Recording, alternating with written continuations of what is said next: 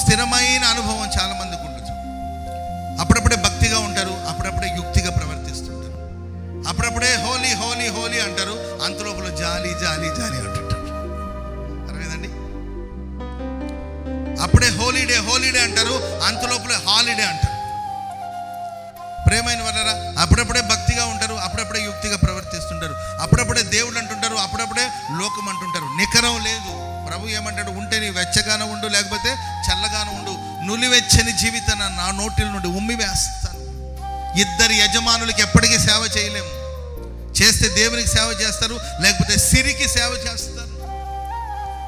రెండు పడవల మీద ప్రయాణం ఎప్పటికీ గమ్యం చేరుకోదు. ఉంటే ఈ పడవలాన ఉండు, లేకపోతే ఆ పడవలాన ఉండు.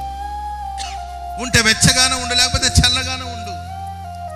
అటు బయలును ఆరాధిస్తున్నారు, ఇటు యెహోవాను ఆరాధిస్తారు. ఎవరినో ఒకరు వదలండి. బయలు దేవతే దేవుడు అనుకుంటే సరే, అలాగే వెళ్ళండి. లేదు, యెహోవా దేవుడు అంటే ఆయన్ని ఆరాధించండి. ఎంతకాలం రెండు తలంపుల మధ్యలో తడబడుతుంటారు? దేవుని విడిచిపెట్టలేరండి, లోకాన్ని కూడా విడిచిపెట్టలేరు.